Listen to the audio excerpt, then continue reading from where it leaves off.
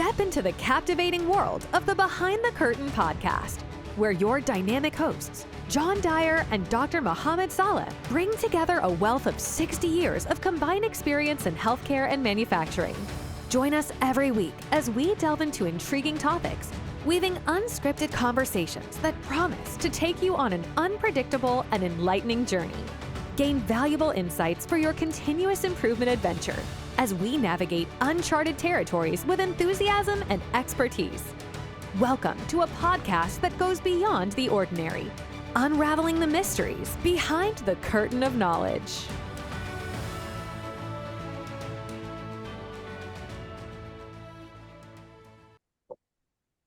Hello, everyone, and hello, John. Welcome to another episode of Behind the Curtain. Today's topic is something that many leaders, as they embark on a lean transformation or any organizational change, talk about is leadership commitment. What is leadership commitment? What's your thoughts on that? Yeah, when I was getting ready to write my book, I put out on social media the following request. I said, if you could describe in one word what's the main ingredient for a successful team-based continuous improvement effort like Lean and Six Sigma, what would that be? I ended up getting over 100,000 responses. Wow. And it was great. I mean, really, and very passionate responses. Yeah. And it was things that, like communication, trust, buy-in, culture. But the two words that showed up the most often by far, a significant amount more than any other word, was leadership and commitment. And I agree with this topic that we're discussing. I think those two go hand in hand, right? Because what does that look like? What does that mean? Yeah. The reason I think this is so important, there's an old joke I like to use to describe this. When describing breakfast, the chicken is involved, but the pig is committed, right? So what does that mean, right? What does that mean? Well, the chicken, they come in, they lay their egg, and then they move on. Yeah. And I've seen a lot of leaders with that kind of a commitment, right? They'll come in, maybe kick off a training session or speak at the beginning of a Kaizen event, and then they disappear. Yeah. Once they've laid their egg, they go on to other things, and they think they're done. Yeah, yeah. Whereas the pig, truly committed, and what that means is hey, you have to be willing to look at everything. Look at how you behave. Look at how you measure success. Look how you measure other people's and their success. Literally, what's your demeanor? Do you have skin in the game? Right. Yeah, exactly. Right. Yeah, no, that's exactly right. And that's it. That's part of it. Are you willing to do whatever is necessary for this to be successful, including changing yourself? Yeah. Changing your behavior, changing your style, changing, how you interact with others, using that, mirror, if you will, of, am I reflecting what I want my people to see in a committed leader when it comes to team-based continuous improvement efforts? Yeah. So what are your thoughts? I couldn't agree with you more.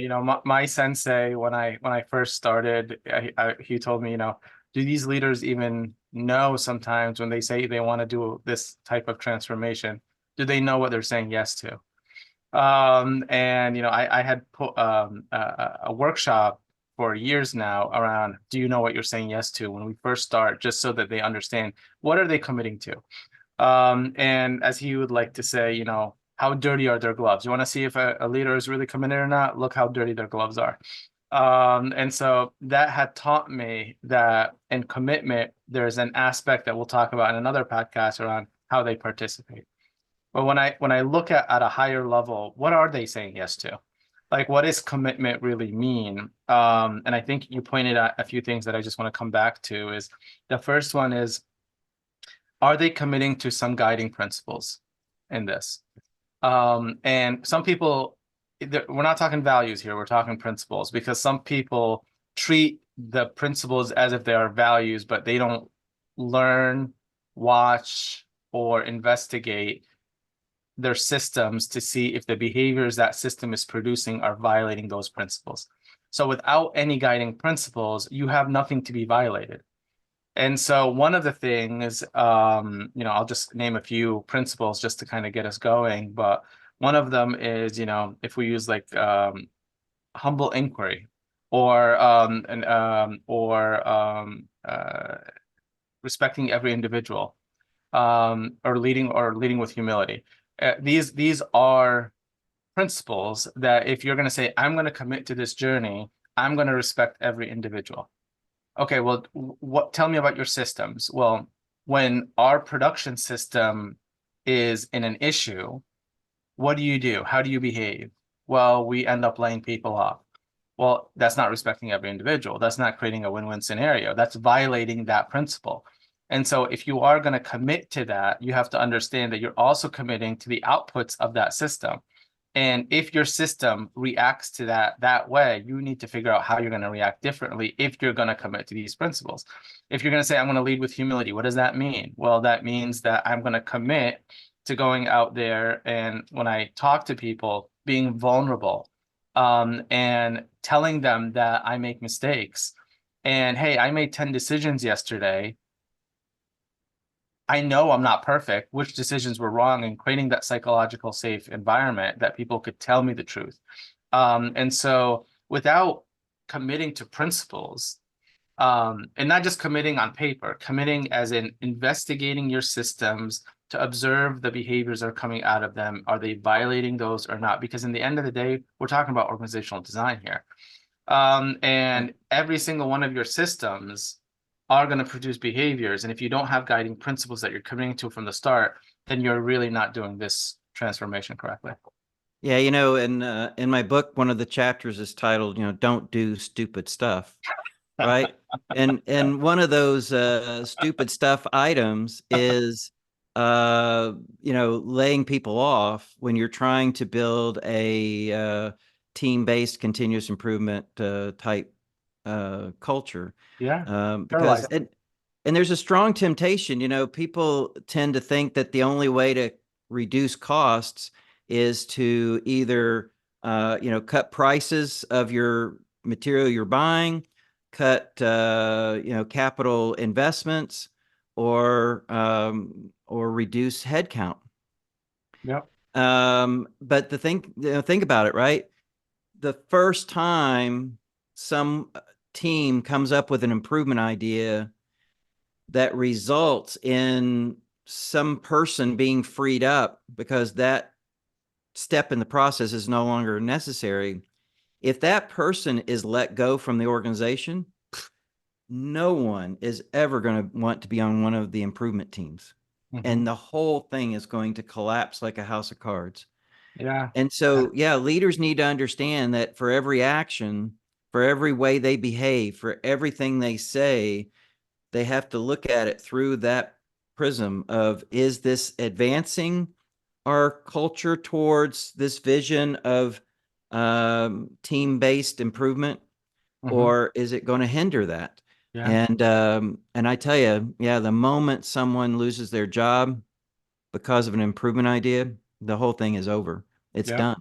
Yep. And you might as well shut the business down ultimately, because if your competitors understand that lesson and they're doing team-based improvements and they're getting better and better and better every day, and you're not, because your employees have rebelled against you, your company is dead. You just don't know it yet.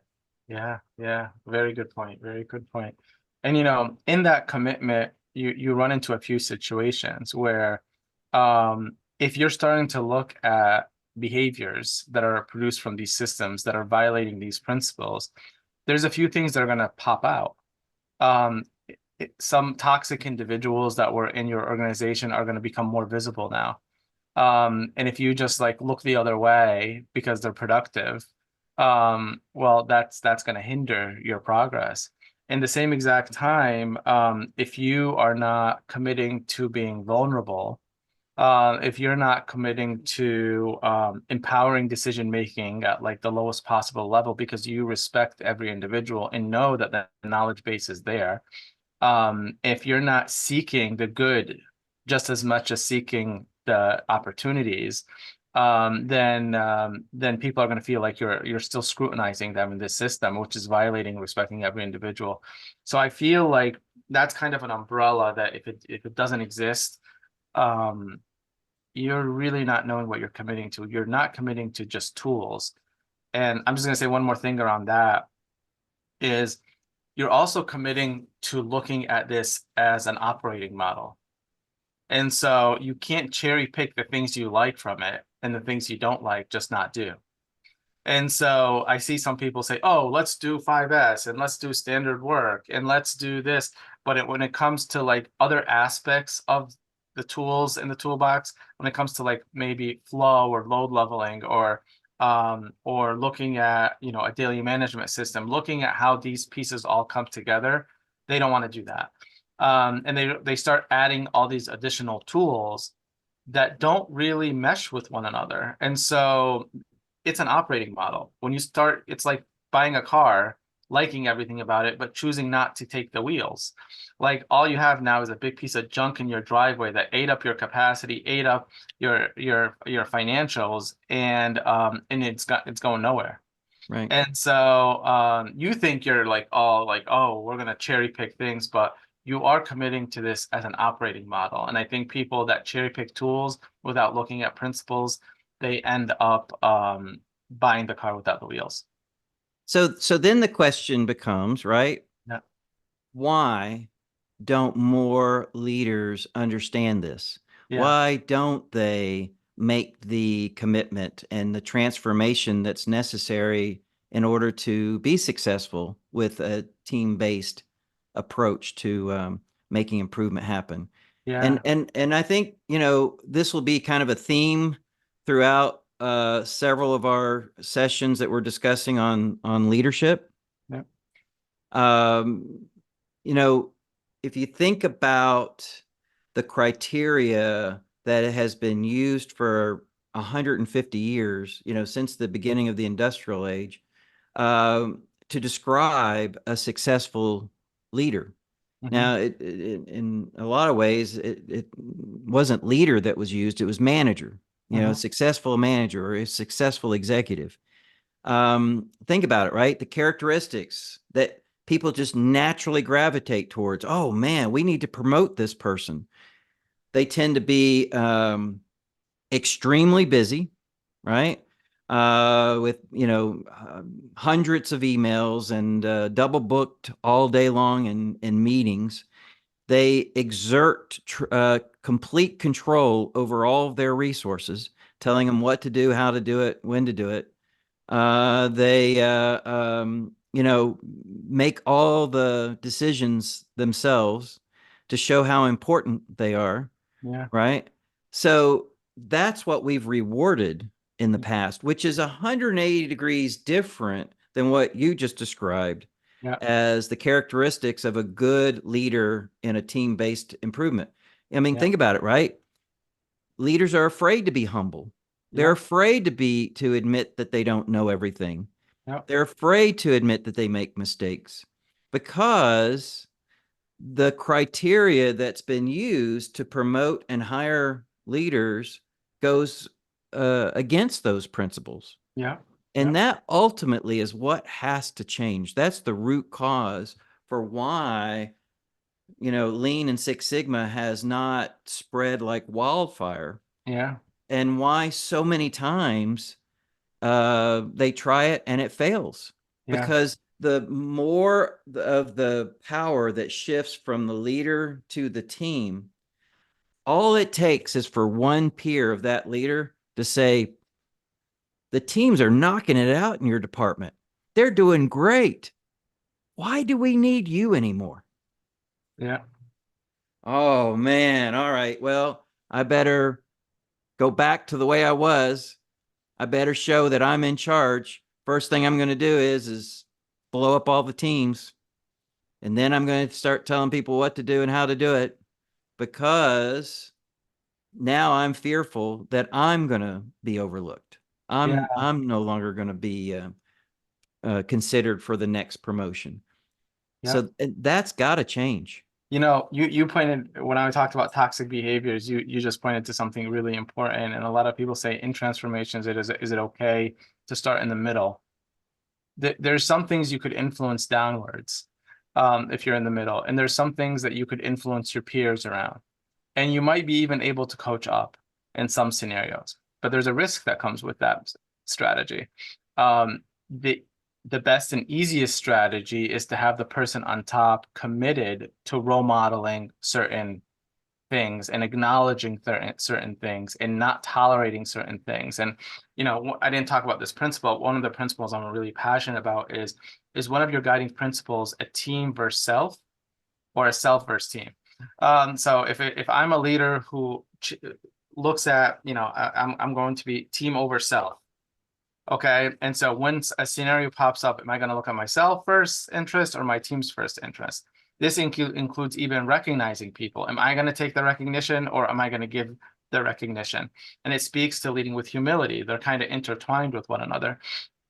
But if one of my guiding principles isn't team over self, then I'm not going to reward behaviors that are promoting teams over the person.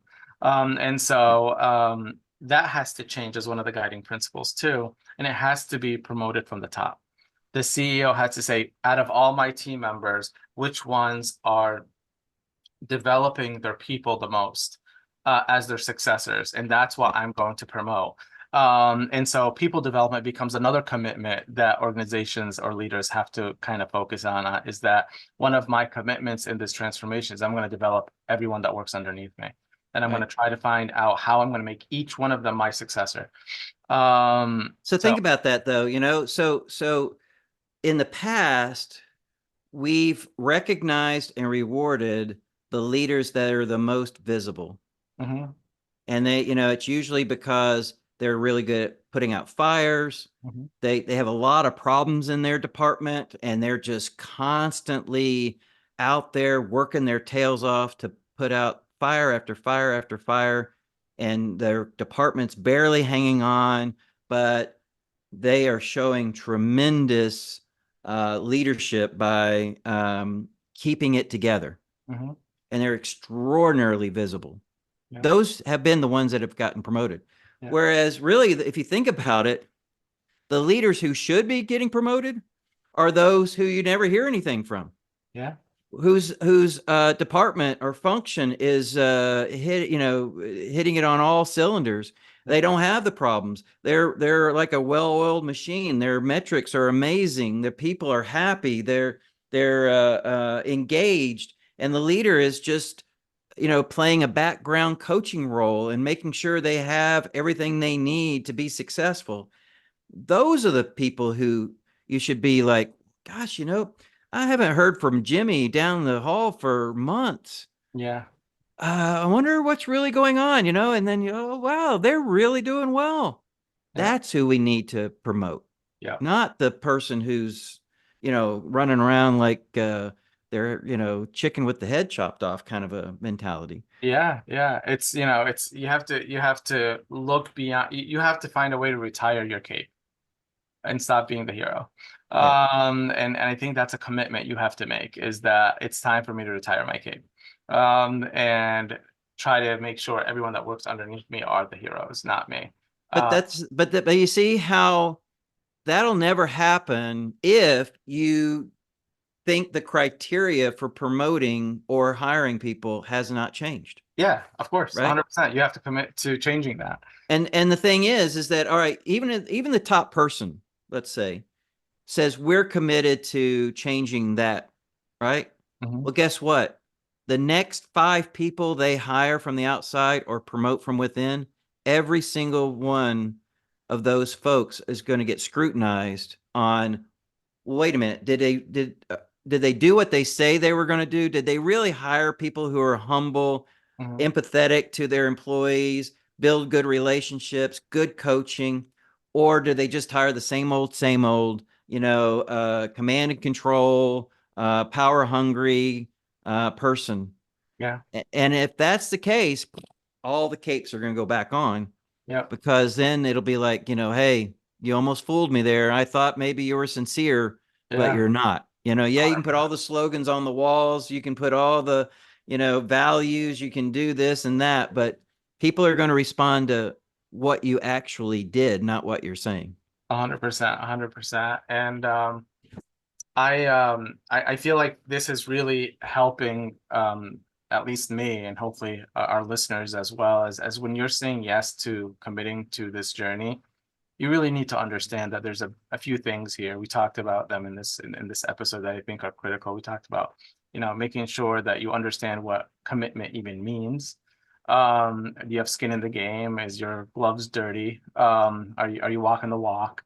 Are you willing to walk the walk? And we'll talk about that in the next episode when we get into practices. Are you willing to not take out your mistakes on your people and not lay them off? And are you willing to own what you value then in the organization, and how you promote people and how you conduct people and how you treat people? I think there's a commitment here that it's not about committing to a bunch of tools, but you're committing to a complete organizational design that is going to be changing the way you operate, and it starts with you. So this was a great episode. I can't wait for our next one as we start talking about, well, if we are committed, then what should we do as leaders? And so we'll get into practices, and so stay tuned for that. Very good. Awesome. See you next week. See you next week. As we draw the curtains on another fascinating episode, we wanted to express our gratitude for joining us on this enlightening journey. If you're hungry for more captivating and thought-provoking discussions with John Dyer and Dr. Mohamed Saleh, hit that subscribe button to ensure you don't miss a beat. Until next week, keep exploring, stay inquisitive, and stay inspired. See you on the next Behind the Curtain adventure.